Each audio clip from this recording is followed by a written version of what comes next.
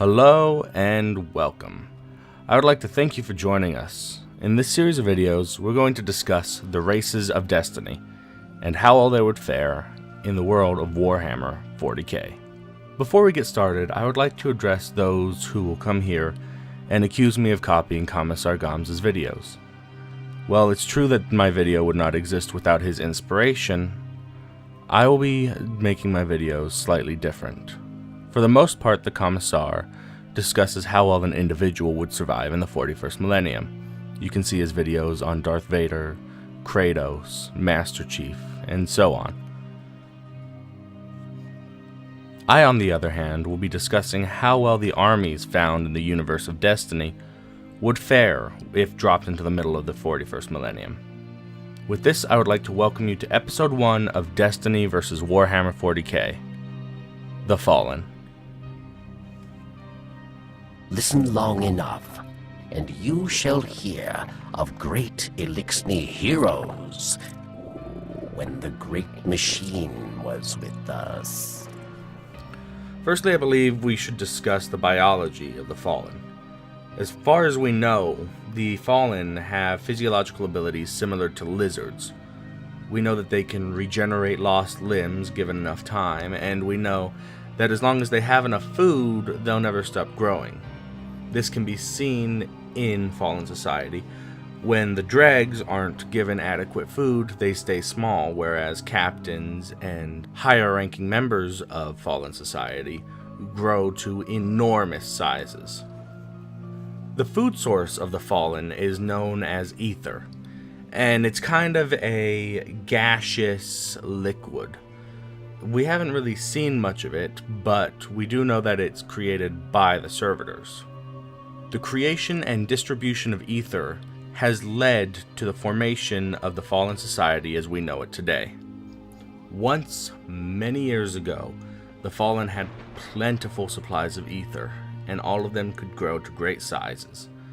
But when they lost their homeworld, the ether supply was also destroyed.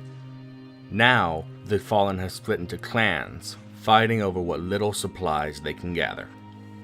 Now, there's hardly enough to go around, and only the Fallen who prove themselves worthy in combat get adequate shares of food.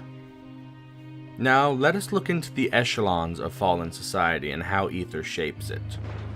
The Elixni are warrior clans of both worship and faith. The pinnacle of these clans is the Kell. Being the strongest and most respected of the Elixni, they lead their respective houses.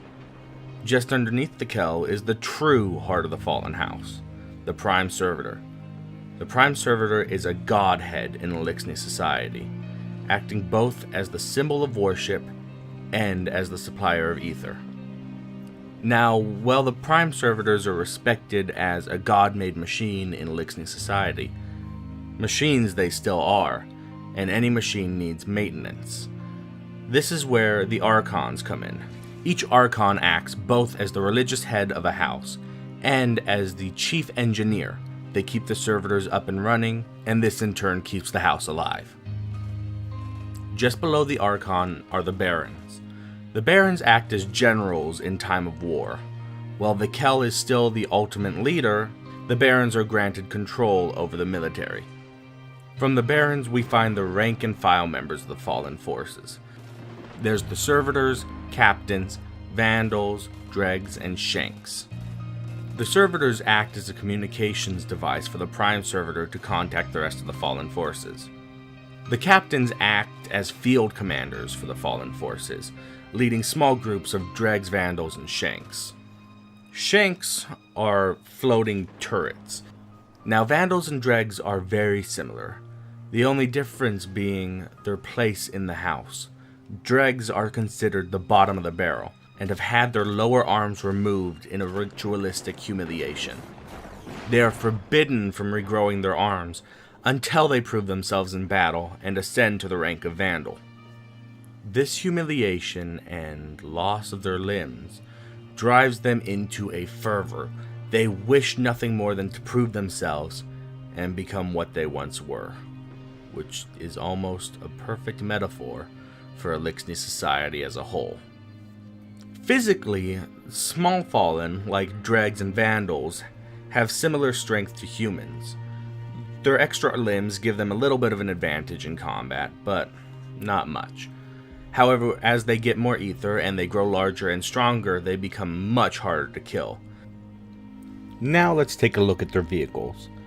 The Fallen armies command a small variety of ships, the largest of which is the Ketch.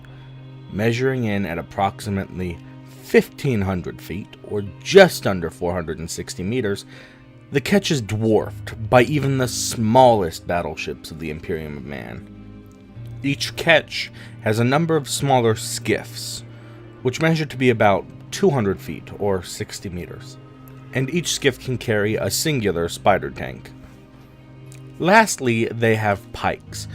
Pikes are floating motorbike-esque vehicles that have guns on the front. They pose a minor threat, but are fairly easy to destroy, and when they blow up, the pilot goes with them.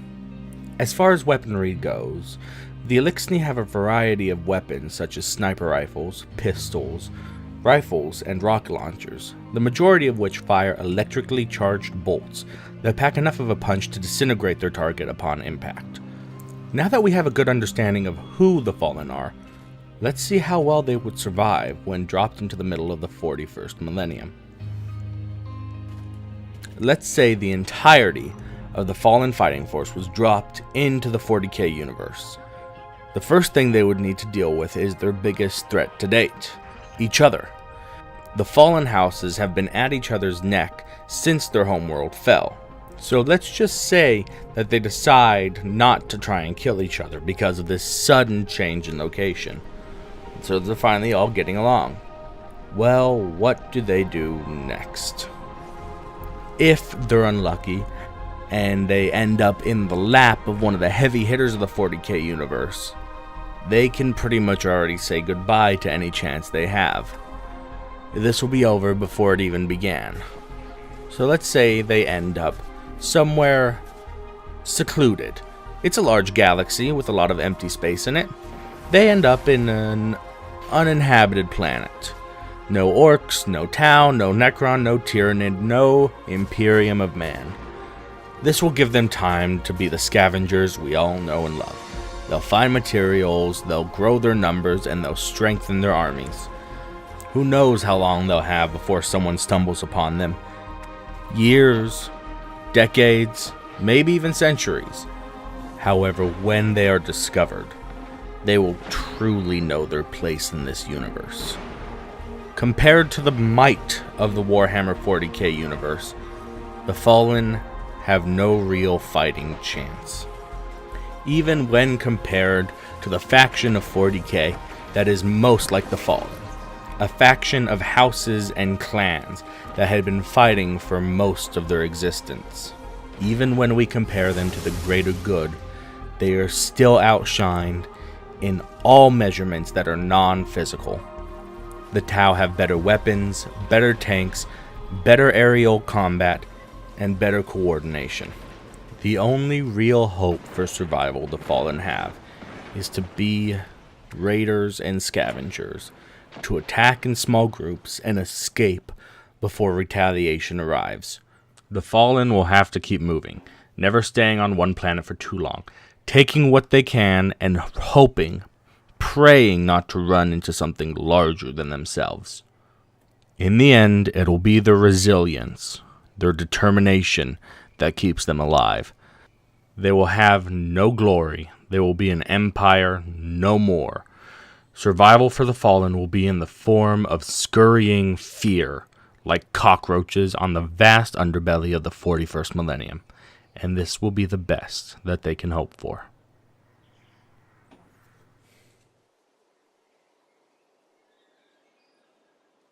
Alright, so that's the video. I know if you're a Destiny fan like me, it may be a little bit disappointing to see how poorly the Fallen would actually do in the 41st millennium. But up next, we'll be talking about my second favorite army in the game, and that's the Cabal. And I'm really looking forward to making that video. If you like what you've seen here today, please leave a like. And if you'd like to see more, please hit that subscribe button, and hit the little bell if you want to be notified when a new video is released. I hope to see you on the next one, and have a wonderful day.